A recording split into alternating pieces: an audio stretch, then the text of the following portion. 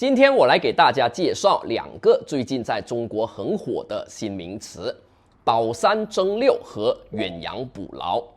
远洋捕捞可能知道的人比较多，那什么是保三争六呢？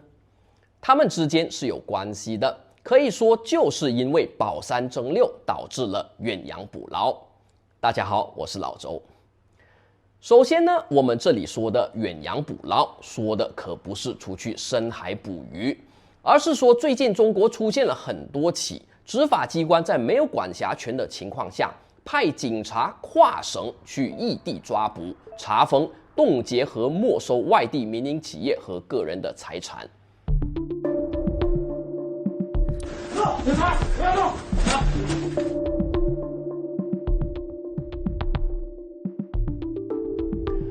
你说，如果一家企业干了什么违法犯罪的事，当地执法机关难道不会处理他们吗？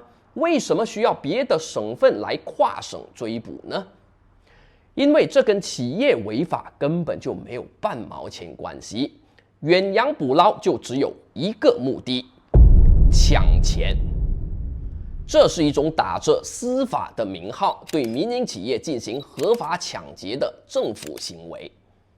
这就是为什么最近发生的远洋捕捞几乎全都是北方省份跨省到南方省份进行捕捞。我们都知道，中国北方比较穷，富裕的城市和省份基本都在南方，广东、浙江、上海、江苏等等。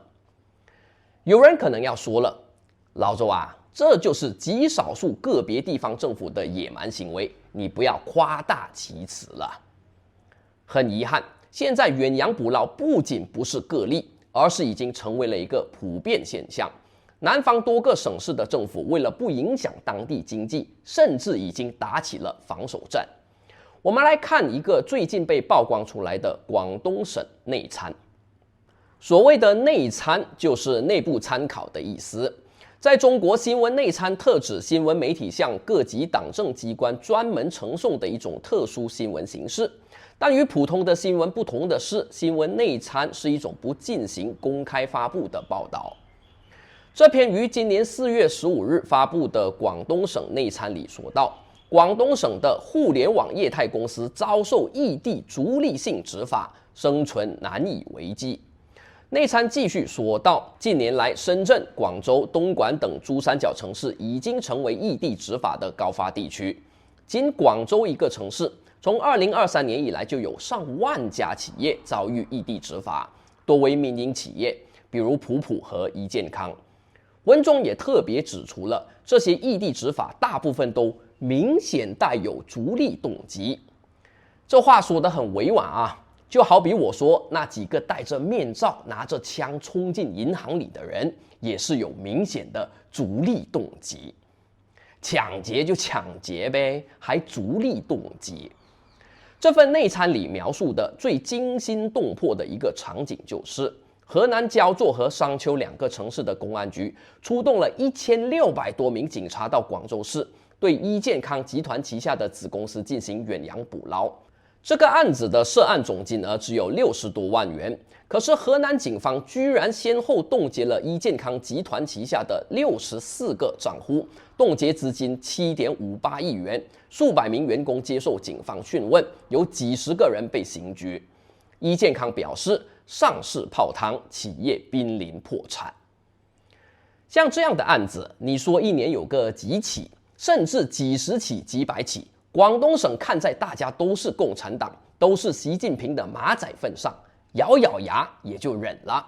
但现在是一年上万起，这是直接影响到了广东省的税收啊！廣東人心想，你哋呢班外江佬冚家產，日日淨係識得飲酒唔做嘢，走嚟我呢度揾我笨。於是開始採取防禦措施。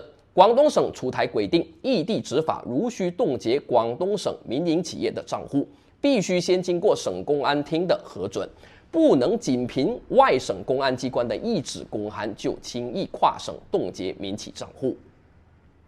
你想想啊，但廣東省一年就上萬起遠洋捕撈，全國要有多少起？另一个富有的省份浙江省，同样也是被远洋捕捞的重灾区。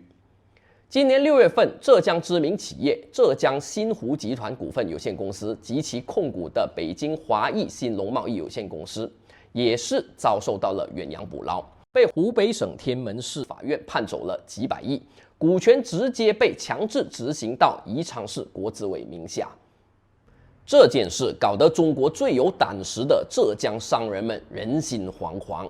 这起远洋捕捞事件轰动了浙江省之后，今年9月19日，浙江省公共政策研究院特地在杭州举办了一次研讨会，邀请了20多位来自法律界、新闻界、企业界和经济学界的学者专家们来共同探讨如何破解这一现象。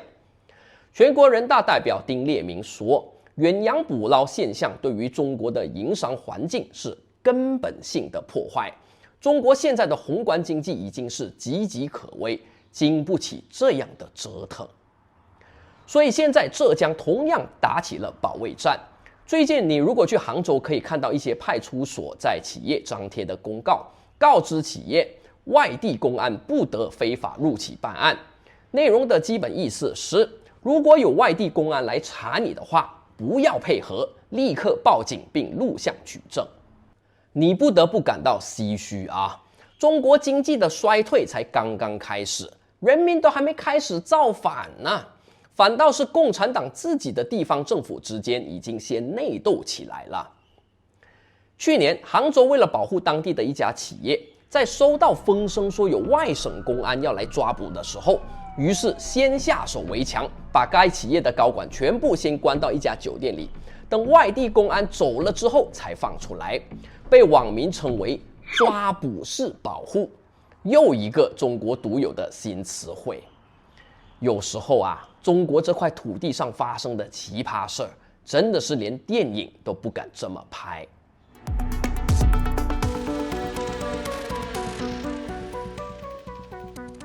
好，那我们现在就要具体的分析远洋捕捞为什么如今会在中国大行其道。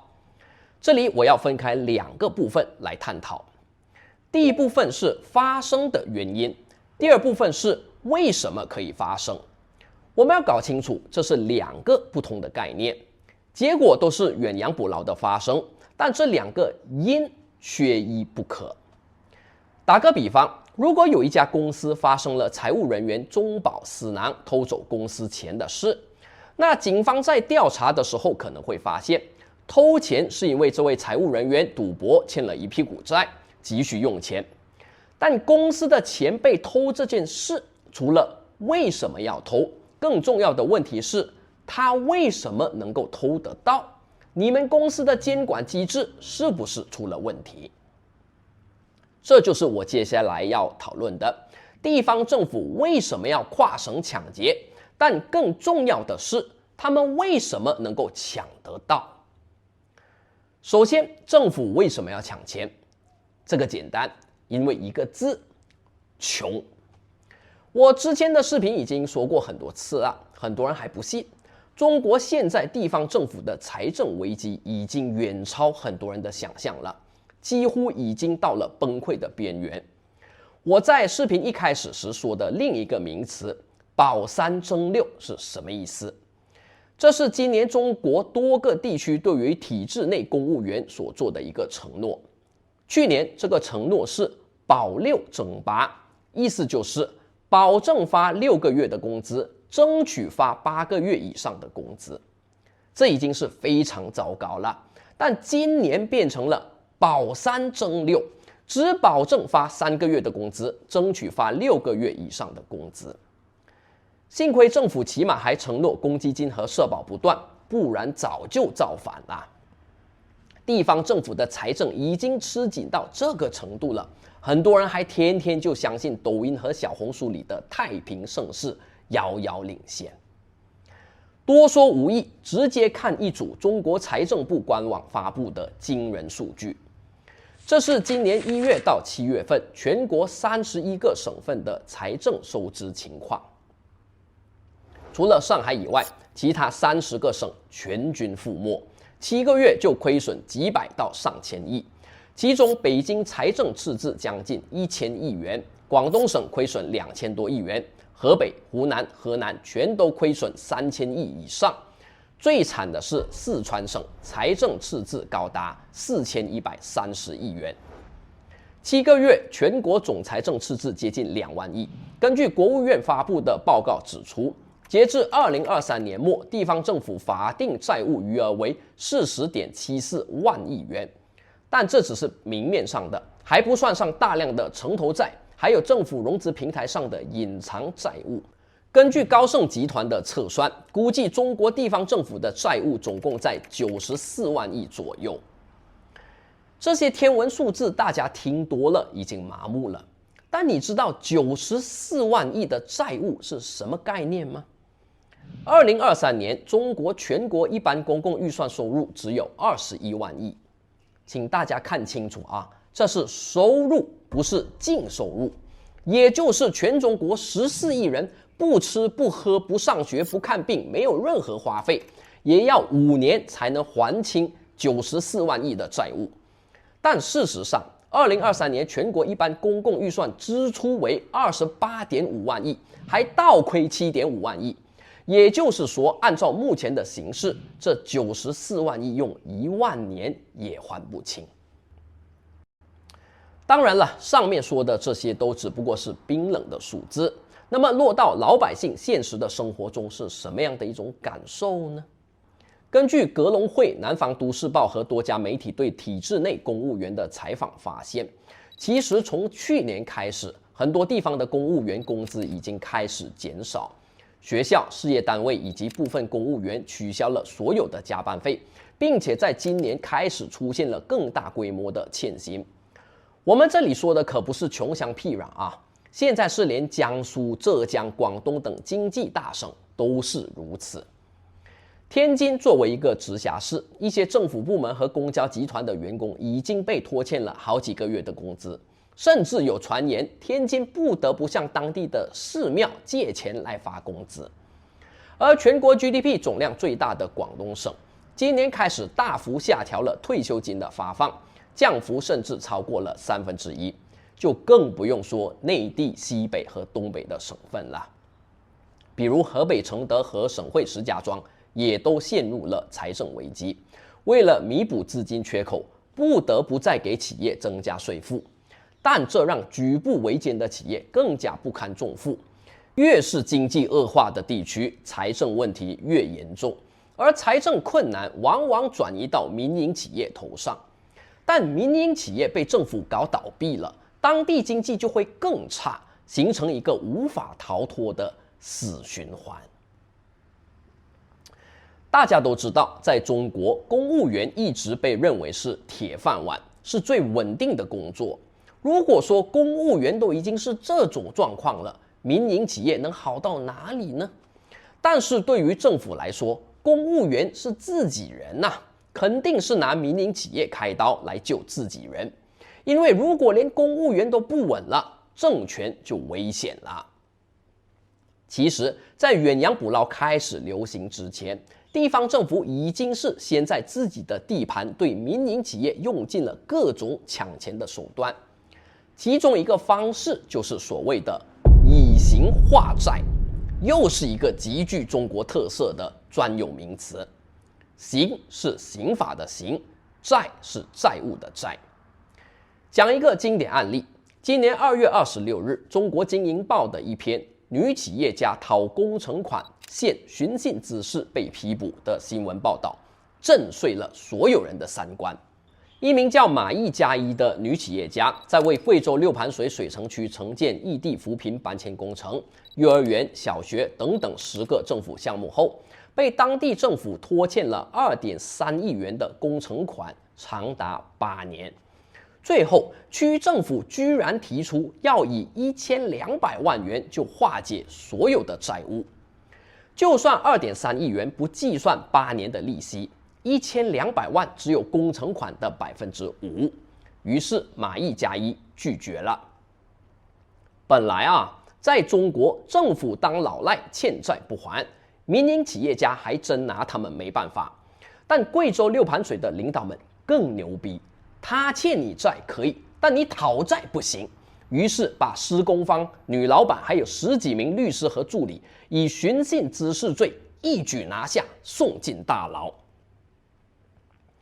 其实按我说啊，人家共产党领导已经算仁慈了，先礼后兵，愿意出1200万来化解2.3亿的债务。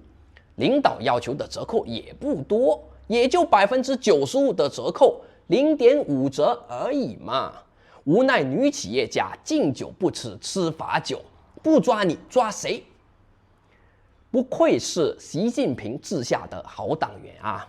一下就给国家省下了2.3亿，还顺便把胆敢在网上诉苦、给境外势力递刀子的女企业家给处理了，真是一石二鸟。于是以刑化债一词就此名扬四方，各地政府纷纷效法，谁敢向政府讨债就通通抓起来。中共再一次向世界证明了其遥遥领先的制度优越性。当然了，化债只是节流的手段，还得开源呐。那政府怎么做呢？那就是罚款，各种各样奇葩且吃相难看的罚款，罚得企业家、小店主和老百姓们怀疑人生。比如上个月，上海一家开汽修店的男子在抖音上发了一段监控录像，说汽修店门口有一滩水渍，城管跑过来开了一张罚单，理由是影响市容。男子说来得再晚一点，水都要干了。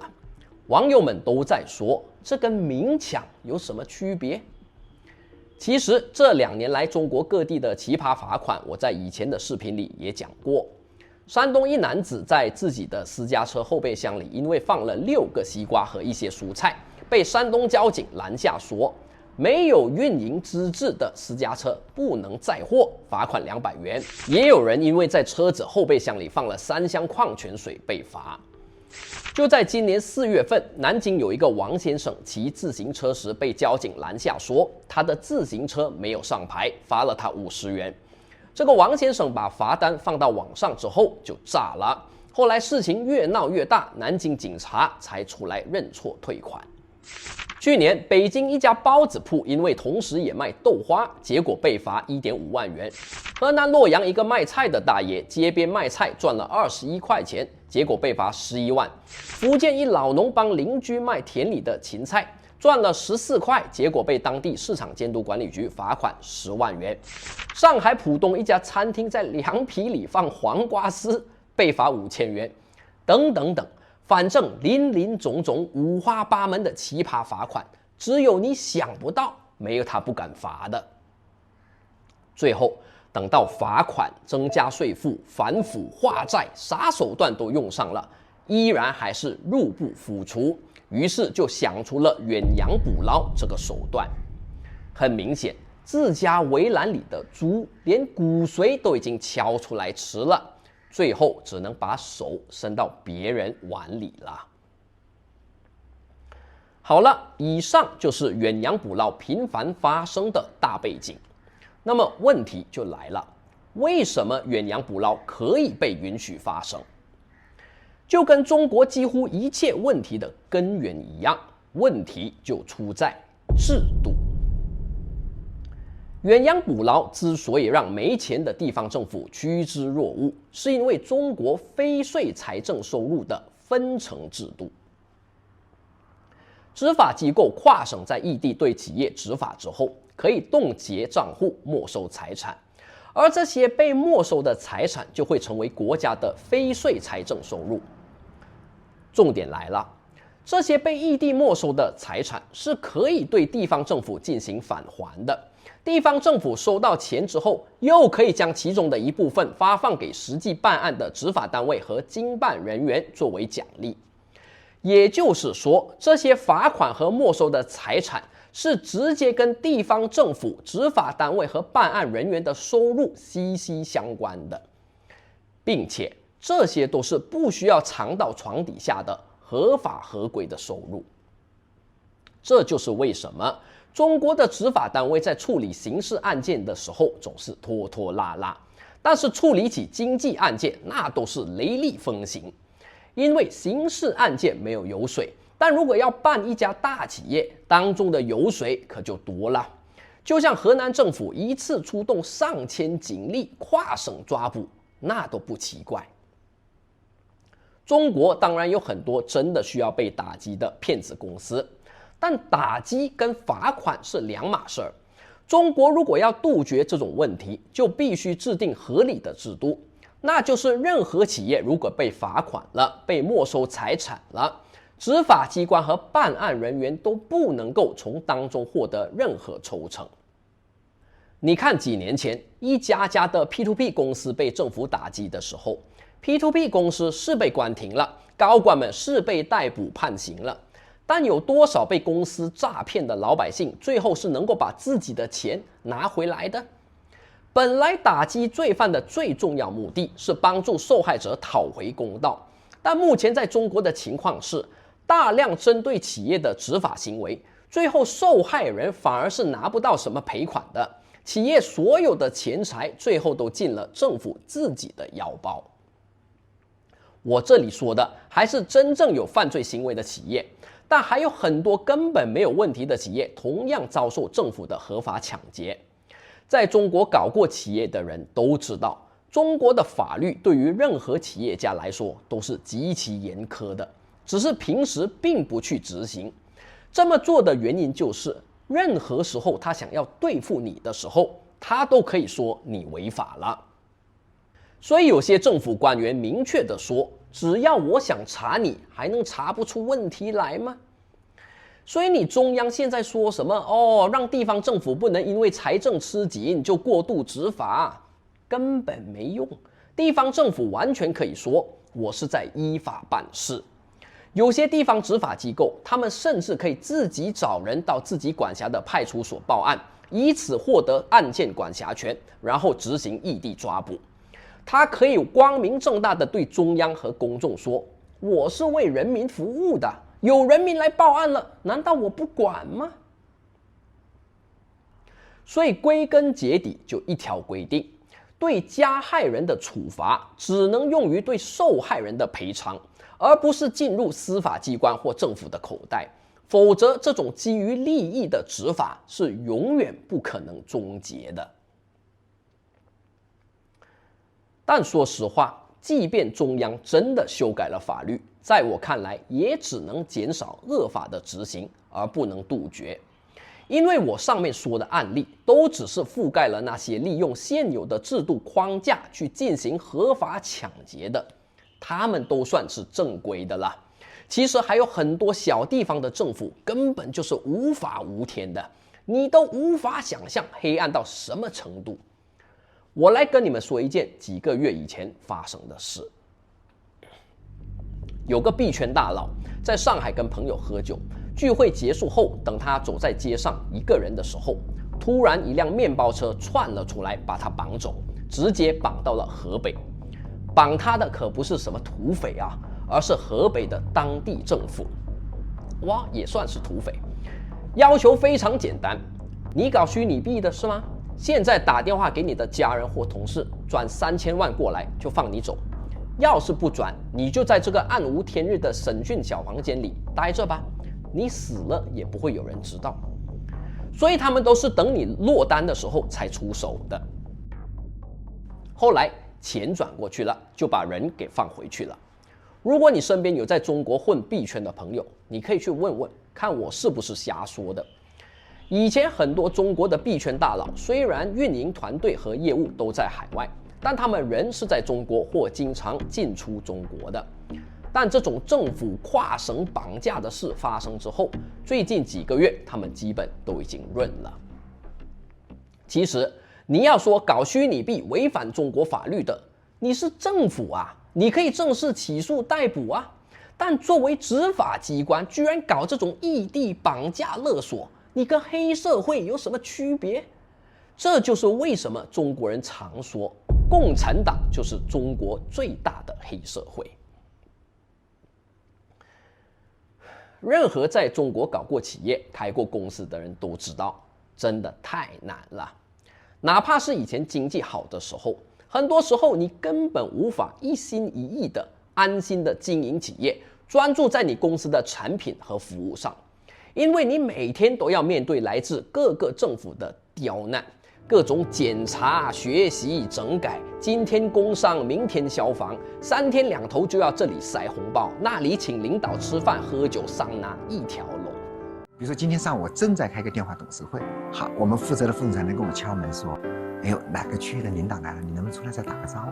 你这里打个招呼就是半个小时。哎，我说对不起，我马上就要开董事会，还不得不去。所以其实在中国企业非常非常的累。万达在这里所有投资的产业的所有的利润都不带走，这个税收反正上交在当地。我有这个善心，你也不要觉得我们钱就是自己印出来的。你说要整利润，那费劲巴拉在养猪搞利润，还不如我干脆拉倒，什么也不搞，我每年固定给你5个亿，然后你们自己去分得。以前经济好的时候都难，更何况是现在。在习近平的一轮瞎搞之下，本来现在中国民营企业家的信心就已经在崩溃边缘了。这下好了，又来个远洋捕捞，无疑是在给下行中的中国经济补上了最后一刀。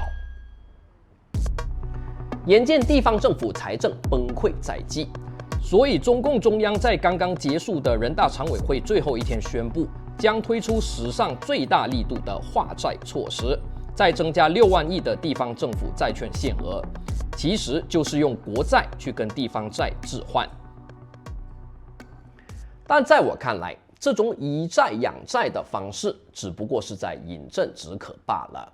如果没有一次彻底的政治改革，不换上一个真正能够让人民可以有话语权，一个政府必须看人民脸色的体制，经济衰败是迟早的事。最根本的问题就在于，这是一个完全不在乎人民死活的政府。你可能觉得我用词过激了啊，那么请你想一想，是不是只有一个把人民视为猪狗牛马的政府，才有可能做出像以刑化债、远洋捕捞，甚至是绑架勒索这些丧尽天良的政府行为？可悲可叹的是，还有那么多中国人和海外华人相信共产党真的是为人民服务的。为人民服务的官员能想得出这种办法吗？你哪怕是有一丁点人性的，你都想不出这种泯灭人性的手段，更不用说实际去执行了。就跟破四旧、横扫一切、牛鬼蛇神、亩产万金这些中国历史上独有的词汇一样，远洋捕捞和以刑化债将被永远的钉在中国历史的耻辱柱上。